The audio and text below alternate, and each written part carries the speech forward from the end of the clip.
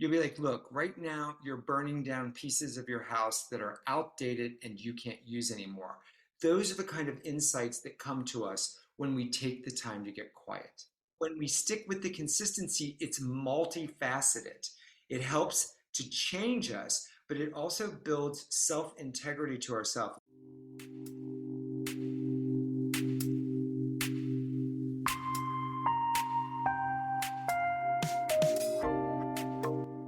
Welcome to the Inner Fire of Yoga, a podcast about transformation, resilience, and the power of yoga beyond the mat. I'm Liz Albanis, senior yoga teacher and yoga therapist in training. This podcast was born in 2024 after I survived my second fire. Fire has been a recurring theme in my life, not just in the literal sense, but as a metaphor. It has asked me to burn away what no longer serves me, to transform and to rise stronger each time. This podcast is about that fire, the one that challenges us, but also fuels us to grow. The views and opinions expressed by guests on this podcast are their own and do not necessarily reflect those of the host, Liz Albanis. The content shared in these conversations is intended for informational and educational purposes only, and it is not suitable for listeners under the age of 18. Please use discretion and consult a qualified professional before making changes to your health or wellness routines. Before you start listening, this episode contains topics such as house fires and could be triggering for some. Please take care. I'm not a licensed mental health practitioner. I am just a yoga teacher, and I'm just talking about my experience. And this podcast is not a substitute for professional mental health advice, treatment, or assessment. The advice given in this episode or any other is general in nature.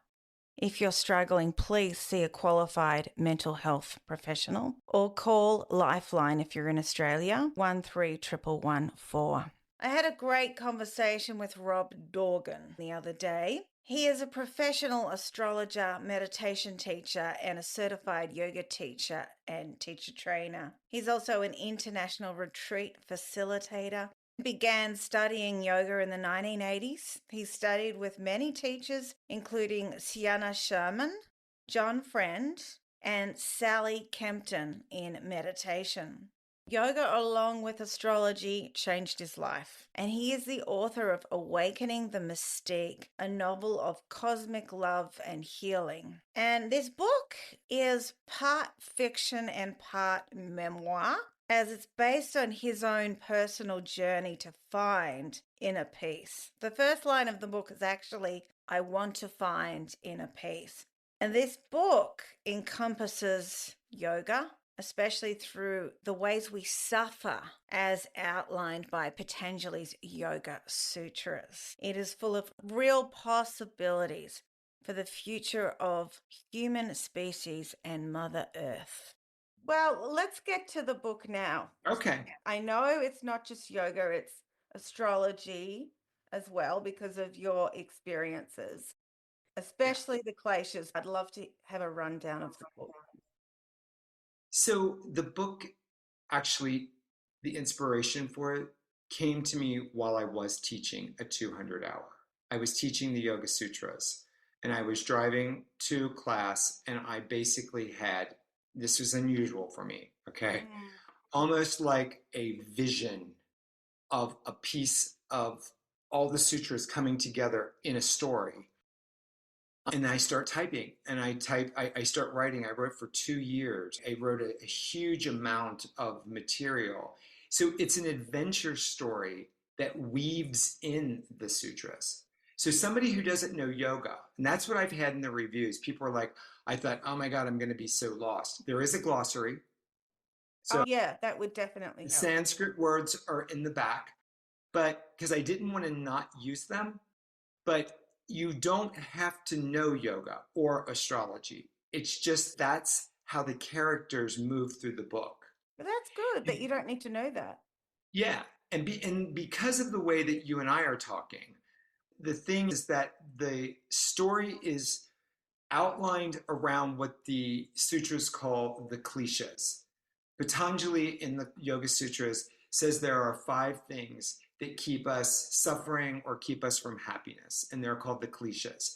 So in the book, the main character, whose name is Ren, has this counsel, and the counsel actually come to him in his deep meditations.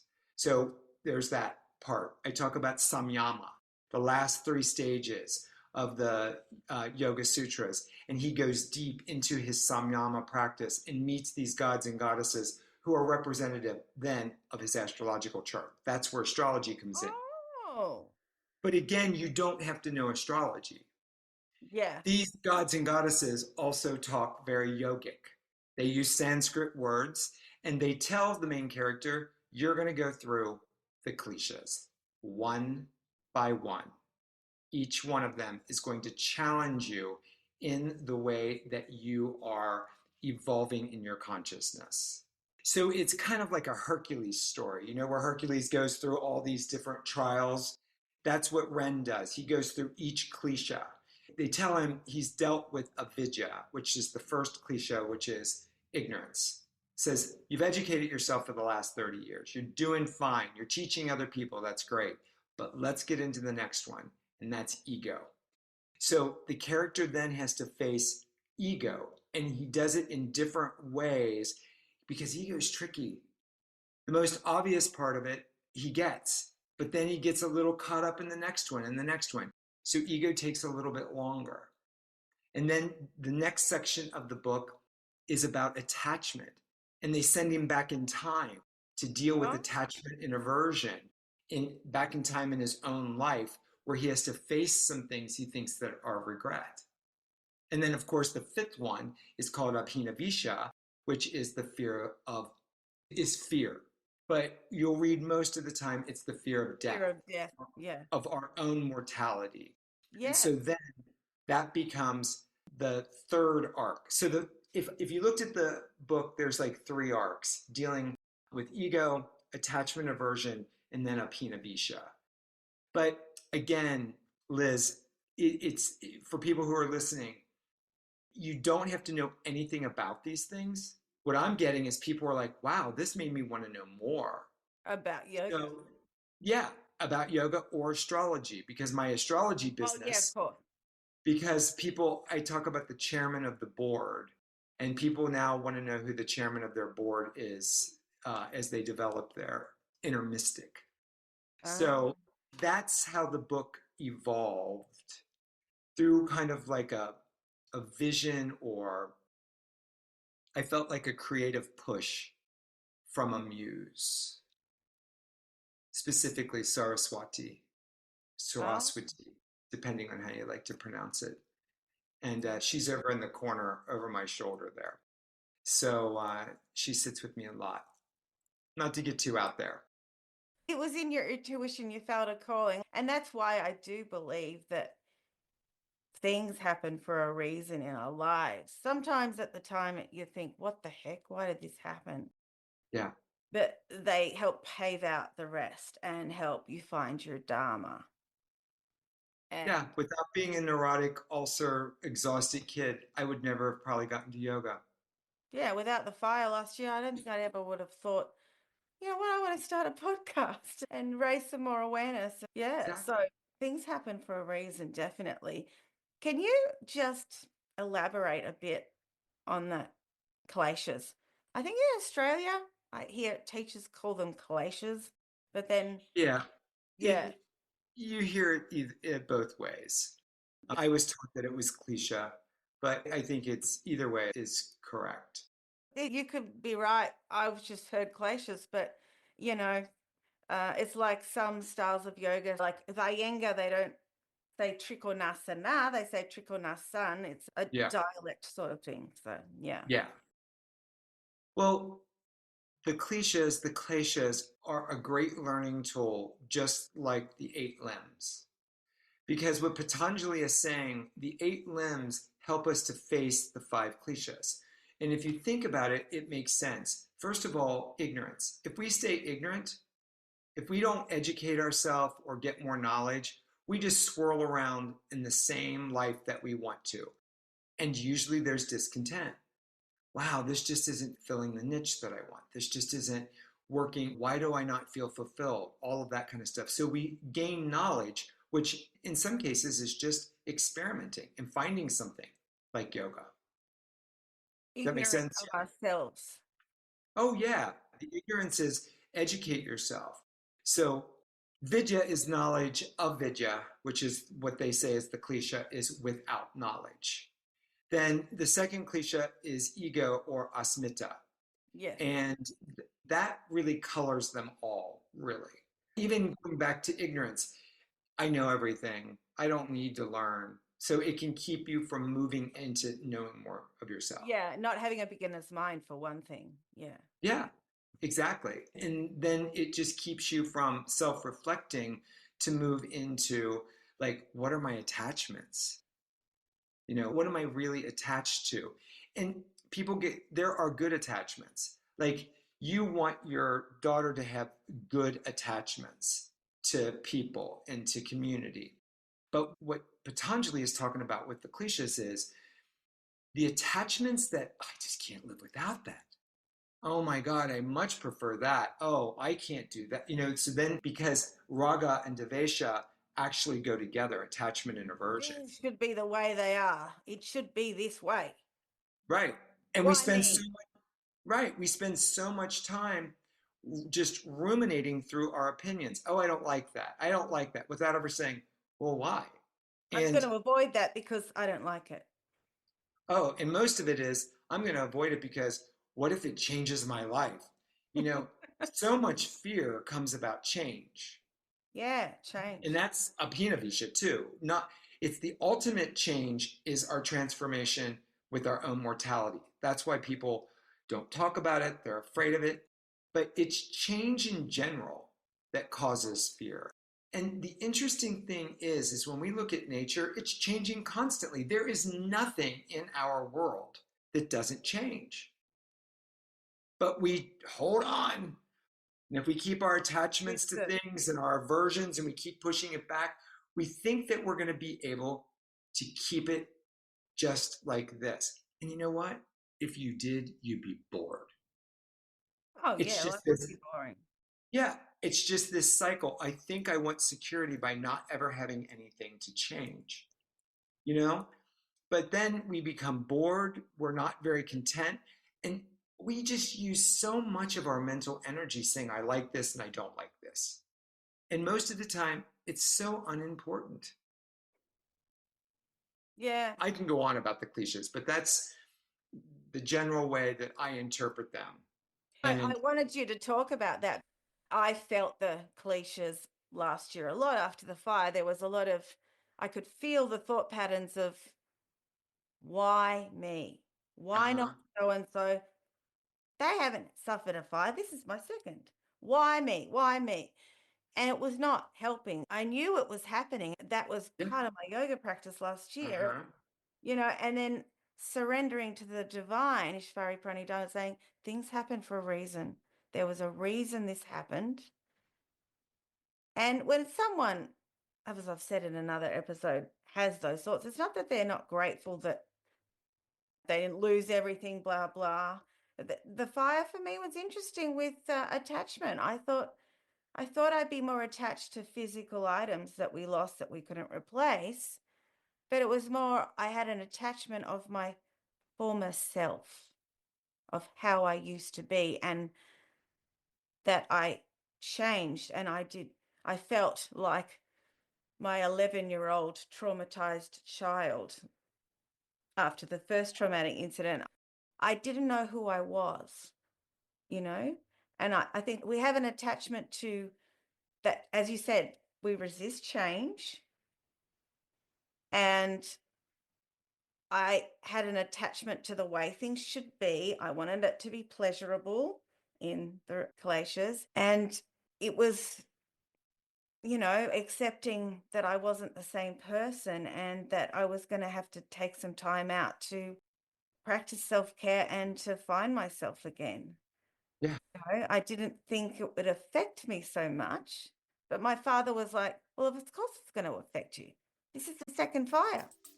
You've already got PTSD and you've got ADHD. Of course it's going to affect you.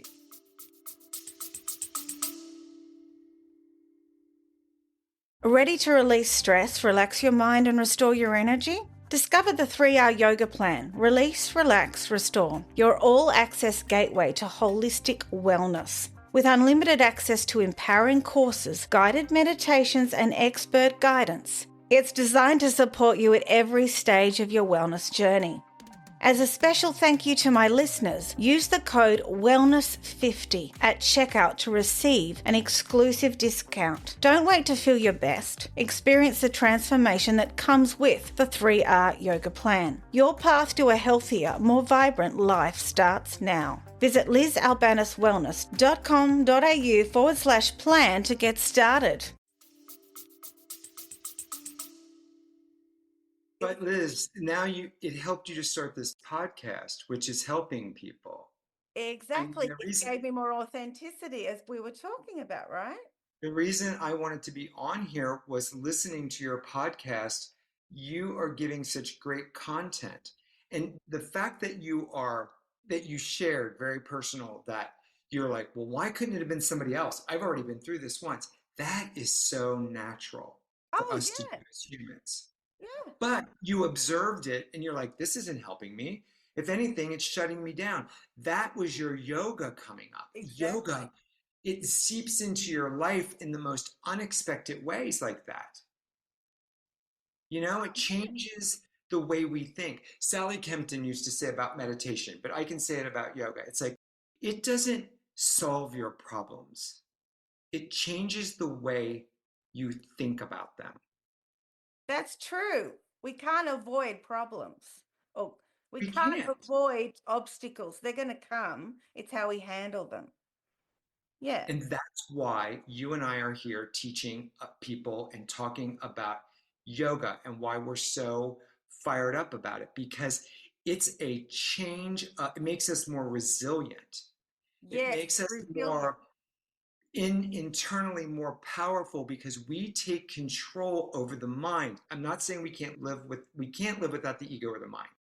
But if it is in control all the time, it's like having a 12-year-old in control of your household or your country or whatever, because it's just like, because the mind is just doing that, right? So, Whirling like a. yeah, so the yoga helps us to be able to center and to pull it back. And I mean, you're a great example of that because, and the other thing that I think is important for listeners is we are always evolving. We are always a continual work of art. So, like, when something happens, like you hit it for the second time and you're like, why can't I, after you get over the like, well, why me a second time? But you're like, why am I not more resilient to this? First of all, you're human. And if you really look at how you're handling it at different times, it probably was different. That's what yoga helps us with. Yeah. Well, yoga helps us realize we're human, like as Judith Lassiter says, how human of you. Yes. But yeah, for me, it was also a sign that I needed to focus more on self-inquiry. And an interesting story for you and the listeners was the yogi who I'm studying yoga therapy with, Celia Roberts, did some self-inquiry with me, and she said, "You burnt down the house." Oh, no, no, no. She started with, "You started the fire." And I said, "No, the massage chair started the fire." She said, "Your house burnt down." I said, "Well, not all of it burnt down, but it's going to get demolished. It can't be fixed." She said, "You burnt down with the fire." And I said, "No, I'm still here physically. She said, "Half of you burnt down with the fire." And I said, "Yes, that's it." And she said, "That fire is a theme of your life, and it's here to teach you something and to help you learn to burn away what's no longer serving you." And I thought, that's making more sense. And then because you're literally dealing with the element of Agni in that way, Oh, yeah. but you can actually help other people to see, even if their house isn't literally burning, you can see like when you're talking to people or when you start to do your yoga therapy, in yours, it's like you'll be able to use that analogy. You'll be like, look, right now you're burning down pieces of your house that are outdated and you can't use anymore. Those are the kind of insights that come to us when we take the time to get quiet and we do self inquiry. Yes. I mean, and we're all in that process. I'm years ahead of you in numbers, but that doesn't mean anything because I'm always facing new things. Just like in the book, the characters, everybody's like, oh my God, what happens is this introvert gets thrown out into the public eye. He's a yoga teacher and he's an introvert. And then suddenly, and I don't want to spoil anything, but because of what happens in chapter 5, he becomes internationally known, although he doesn't want to. And so everybody's like, oh my God, this guy's got the answers. Everybody's bowing at his feet. And Oh, I'm screwed up. I've got regret. I got things to work on. Because he's been doing the work. He knows that he's not perfect. And although people want to put him up on a pedestal, and there is one section where it kind of looks like he's going to go in that direction. And I won't say any more because I don't want to spoil it for anybody. talking about that, sadly, it does happen in the yoga world where people have so many devotees, and I'm not going to mention names here, Yeah, I know. that they do think they know it all, and that ends up destroying them, and they change as a person. So it's sad. They burnt down their house. Yeah, exactly. And Because those same yogis, if you read anything by them years later, a lot of them have come back to humility, have come back to the real practices. And they're like, that really changed my life. So there's them burning down their house. yeah, and then some of them unfortunately didn't recover, but it's It's still part of their journey yeah, that's still their journey. That's true. because they're still suffering, as far as I see it, my opinion, if they can't acknowledge it. So, Exactly, that's ignorance. Yeah. yeah. And yoga's about reducing suffering, really. So, yeah. Yeah. So, with your continued studies Mhm. on all of the yoga philosophy, and some people say Vedanta isn't yoga, but to me they're long Yeah. together. Other than teachers, are there any books over the years that you've read that have helped you, understand the philosophy, interpret it? I mean, I've got Well, several that yeah, I, I've got books galore. Yeah, just everywhere. Sally Kempton's books have really helped me because that's a form of yoga that I'm really attached to. Or, yeah, I will say attached because it helps to, and attachment. right, it helps to answer a lot of questions for me. So Awakening Shakti and also Oh, yeah, that rings a bell. yeah, and her first book was called Meditation for the Love of It. And that's a really good one because it gives a lot of practical how to stuff from Ah, this woman who is very advanced, in my opinion. Those two books have really helped me a lot. As far as yoga goes, I read a lot of different interpretations of the sutras. And because I like to get different takes on it, yeah, you me know, too. Mm. and kind of see where that comes. Like I have a Yoga Sutra notebook where I write down a lot of the ideas that people do because sometimes it's just like one little idea that'll just spark something different in me about that. Yeah, I would say those are like the biggies for me. Awakening Shakti, that does ring a bell. I haven't heard of the other one, but I will look her up. I've been getting into learning more about the sutras Yeah, with some new books here as part yeah, of my self-inquiry and helping others in my studies. So I do find that if I were just to sit there and read like the Sanskrit with the English translation, it's not enough. You need an interpretation, and that's why originally yoga was handed down one to one, explained. right. Yeah, An oral tradition, exactly. yeah. So that makes sense. Is there a favorite sutra you have, or a favorite Well, quote from some other scripture you'd like to share? Well, I think if I were going to say that I have a sutra, it's 133. Okay, first of all, going back to the book, it's all about Sutra 113, which is about consistency in practice, because that's what this character's teachers keep telling him. And the number 113 keeps surrounding him. But Sutra 133, and you might remember, is the one where it talks about cultivating certain attitudes. Like it says, Attitudes of friendliness. friendliness towards the happy, compassion towards the unhappy, Yes. delight to the virtuous, and disregard or indifference to evil or ignorant. That one is something that I can pull up so quickly that I think that's why I really resonate with it. Because in those four scenarios, is envy coming up because somebody's doing something better than I am? Oh, wow, their book's doing better. Their classes are bigger. And it's envy. Can we be happy for them? Yeah. So what I'm saying is, I think that sutra, and there's so many great I sutras. know. It's hard of me to ask you what for one because Oh, but I love it. I love it yeah. because I was like, that is the one I probably bring to mind more quickly. And then in this day and age where things are just so whacked out, to basically disregard or whatever word the translator uses about, some will say evil or non-virtuous or whatever. It's just like, for me, that's about just trying to separate as much as possible from that energy so it doesn't tear me down. And there's a lot of that right now. Most of us are having issues with things coming up, and how can this be happening, and where's the hope, where's the love, and all that. So that would probably be my sutra. Justine said, one of my other guests said that one too, and it's come Oh, up really? in training. Yeah, I do love the sutras. It's helped explain my mind, Yeah. and it's the scripture I'm the most familiar with because Yeah. there's just so much out there, really, with all Yes. this yoga philosophy.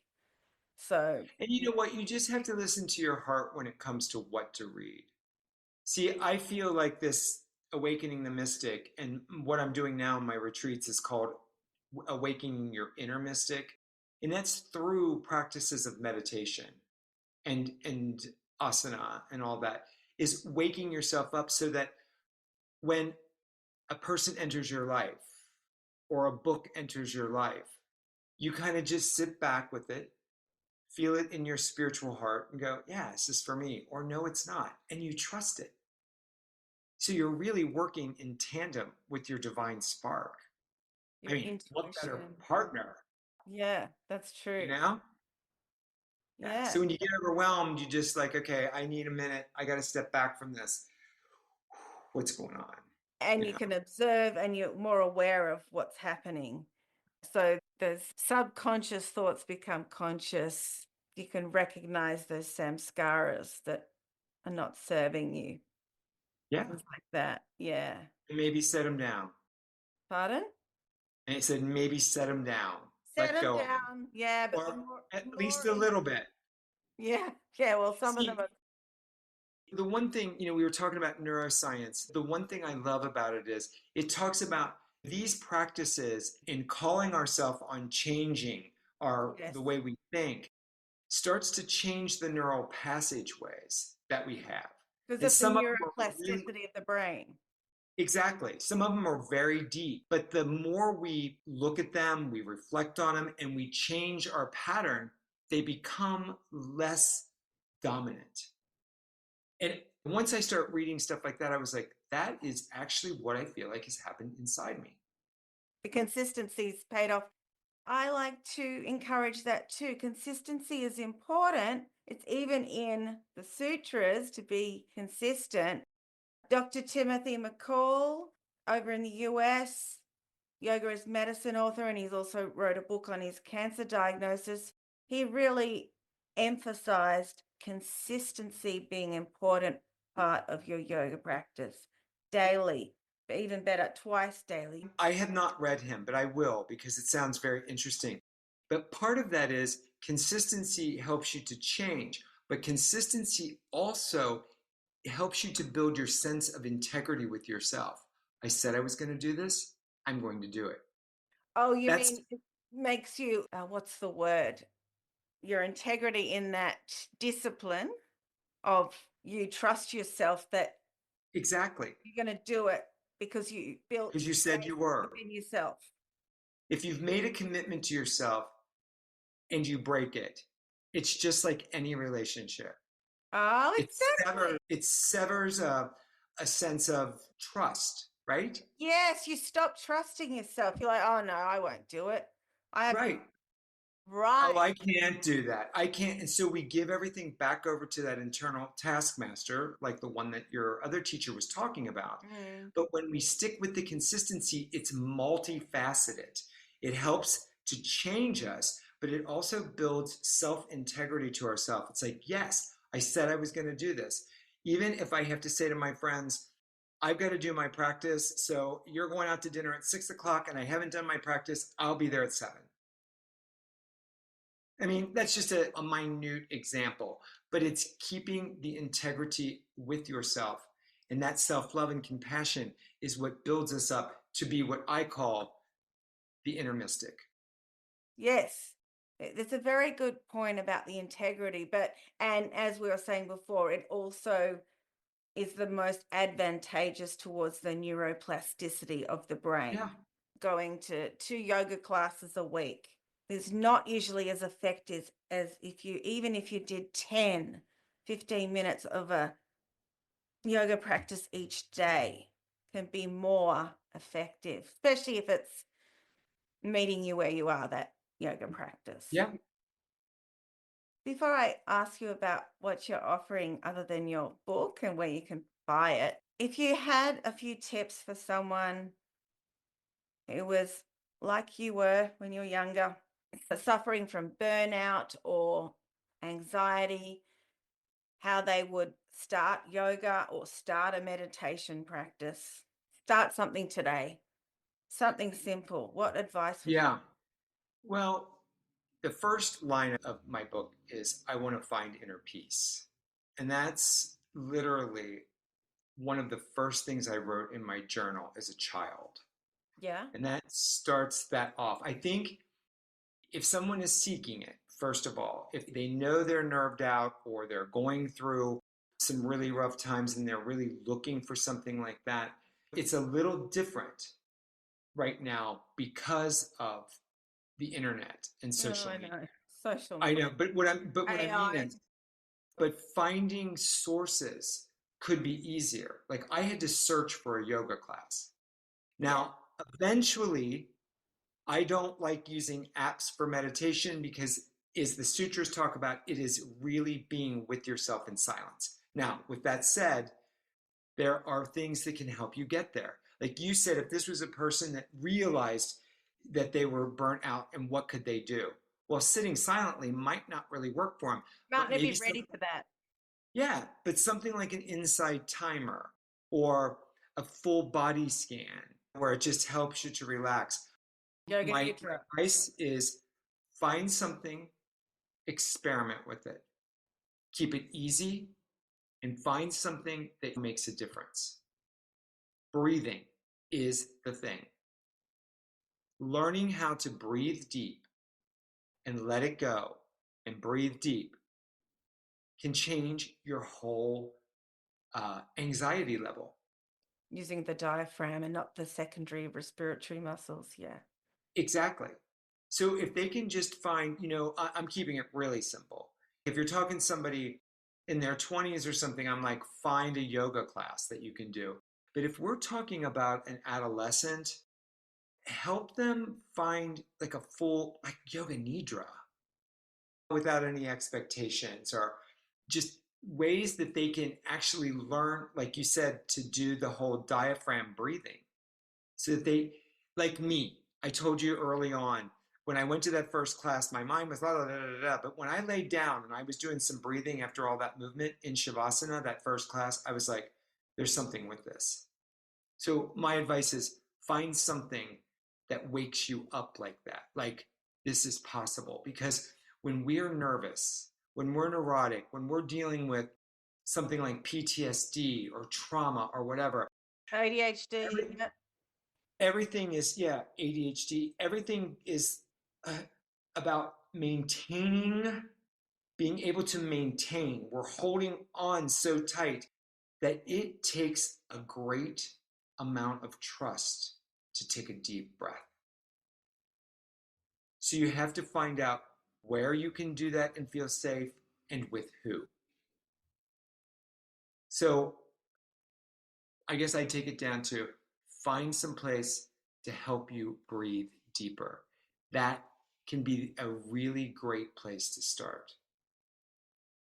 And would you say journaling, since that first line of your book was what you wrote Oh, years ago? I think if somebody is, yes, I think putting words to a page are freeing. Yeah, Big I time. do. Yeah, Yeah, I've yeah. journaled since I was a kid, and I think that that was part of my journey too, is just journaling to try to get it out of me, Yep, you know? me too. And I never thought I'd write a book. I just want to put that out there. This whole book thing is a whole new thing that came about through an inspiration. Go ahead. Sorry, quick question about that book. Because you'd never written a book, did you get someone to help edit it or give you advice on writing? Well, I've just not written a book. I've blogged, I have a master's degree in European history. I've written theses, and Oh, I, that's right. I do know how to write. It's just I'd never written a book before. But if somebody is writing a book, you want somebody to edit it because they'll catch stuff that you don't. Oh, yeah. So I did have an editor that I worked with, the publisher. She was incredible. Oh, that's great. And how long ago was it published? February. So this year, okay. And Yeah. where's the best place for people to purchase it?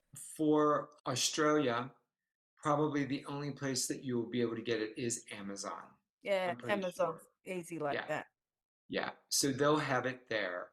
I love going through local bookstores, but I'm not sure that the distribution will go to Australia. So I asked the publisher before I was on here, and they said the easiest way for people to get it outside of the U.S. is through Amazon because Amazon has Amazon Australia, all of that. So At least you can get it to other parts of the world because of that. exactly. Oh, and let me just say too, I did the audio. I read the book myself. So Oh, the so there's audio. an audio version. That's right, because I listened to a couple of chapters, but there's a Oh, good. whole Kindle or something, is there? There's the Oh, what? audio Kindle? Kindle. Yeah, Kindle, ebook. It's in every way you can get it. But the audiobook has gotten a lot of good reviews because I think because I wrote it and I gave it a little oomph. So if people listen more than they read, I think they would like that too. And I would love any feedback that people have. Oh, I'm sure you would welcome it. Yeah, no, Oh, that big time. yeah, that's great. And what else are you doing these days? You got retreats and things. Yes, leaving for retreats this week. I'm going to do a whole month in Key West, Florida. We rent a house down there, and then we're doing this year. It's called Awakening Your Inner Mystic. So people will come down and study with us. We'll do yoga and meditation practices, but we also then study in the afternoons some philosophy because these are also continuing education retreats for yoga teachers. You don't have to be a yoga teacher to go on. We keep it pretty fundamental as far as what we teach, but they are available for continuing ed for those that are registered. And then I do a lot of astrology. So I know you'll probably put up my website, but Oh, people can find me absolutely. there. Absolutely. And if somebody's interested in a chart, we can do that no matter where you are in the world, especially with things like Zoom. That's the Um, good thing about the modern world. Yeah. It is. That's true. Because in the book, I was telling you that the astrological chart becomes his counsel. And each of us, through our chart, has what I call a chairperson. So once people read the book, they're like, I want to know who my chairperson is.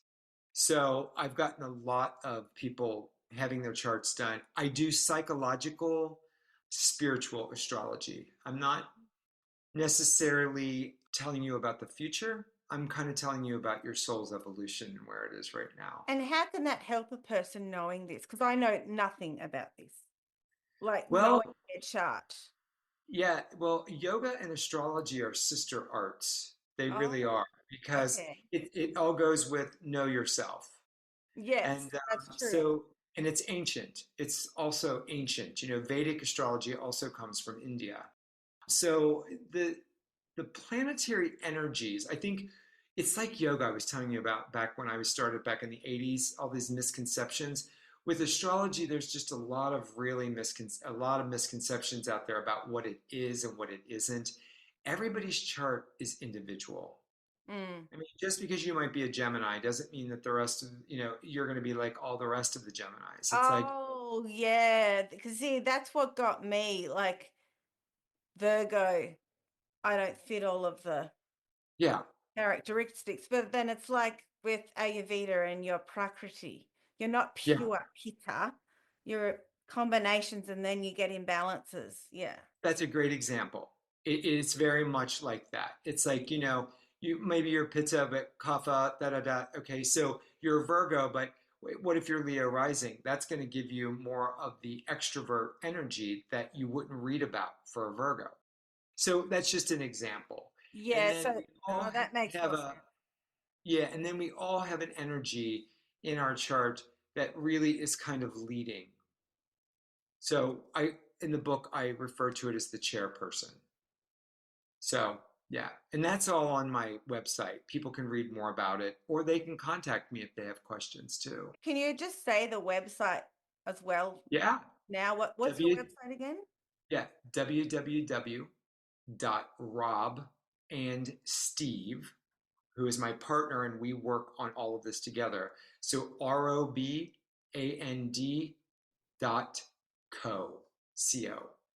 If they Google my name, which you can see over here on the book, Rob Dorgan, my website's going to be either my website or the website for the book is Oh, going to there's a come up. website for the book. Yeah, and it's called awakeningthemystic.net. Oh, okay. So there's a website for that, and you're on social media too for people to Yeah, connect with. And Instagram, TikTok, oh, Facebook. TikTok. Oh, Well, I feel too barely. old for that. Yeah, a publisher kind of forced that on me. But yeah, yeah. Anyway, one thing, Liz, if people are like, wow, I might really want to check this book out, if they go to the website, well, first of all, there are great reviews on Amazon that would help them probably make a decision and a description. But on my website, one of the cool things that we did pre-pub were 11 little videos. Yes, that's right. And they're very interesting under press. And they give like little snippets from different chapters that we've brought to life. And people loved those. Oh, yeah. I thought they were audio. Oh, maybe Yeah. I listened to something, but I didn't realize it. Oh. Yeah, on the website there is audio where you can hit and it'll do it. Oh. But under press there are videos. So check those out too. Oh, and so and your publisher suggested that. Yeah. Oh, that's good for anyone else listening who's thinking of writing a book Yeah, to I help think it's promote it. becoming more of a thing. Ah, So yeah, yeah. ah, So they were fun to put together and they really give you a taste for the book. oh, yeah, that's great. And you're still doing teacher trainings? I am doing continuing ed mostly. Oh, I had to take a little bit of a break from being, I do teacher trainings as a like adjunct. Like there's studios here, I'm in Cincinnati, Ohio, that bring me in to do like philosophy. So I go in during a teacher training for a weekend or two and I teach. Where ah, before I was doing the whole thing. okay. And actually, I'll tell you, I actually prefer this. I get to teach exactly what I want. Yeah, fair enough. I'll put all your links in the show notes so people can connect with you and Would check love that it. out. And thank you so much for joining Thank you. the podcast, Rob. It's been lovely to have this chat. It's been a really interesting chat. Yeah, it's been very interesting for me too, to talk to a host that knows yoga. Because I've been on a couple where they're Really? interested, but they don't have a yoga background, you know. Oh, right. Oh, Right. yeah, that's true. So you Yeah. and I got to get into the heart of it. That's why I was so excited about today. This was Oh, great. you're so sweet, Rob. This is That's great. lovely. Yeah. That's really nice. Well, thank you for this opportunity. And I hope your listeners are enjoying your podcast as much as I am. Oh, thank you. I hope they are too. And I'm open to feedback and requests on guests, and it's really nice to have guests come on my podcast. It would be so boring with just me on there on solo episodes. So I'm really grateful to my guests for coming on and spending time chatting. Yeah. Yeah, it's great. Thank you for Yeah. this. Thank you for joining me on the podcast. I hope today's episode has left you feeling inspired and informed and empowered to take meaningful steps towards your well-being. If there's a topic you'd like me to cover, or if you'd like to share your story, I'd love to hear from you. Just fill in the form on the podcast page of my website. Your voice is an important part of this journey. I want this podcast to reflect the conversations that matter most to my listeners. If today's episode resonated with you, please share it with someone who might benefit from these conversations. Don't forget to subscribe. It helps grow this incredible community of resilience and support. Until next time, take care of yourself and never forget the power, the possibilities of a regular yoga practice. See you soon.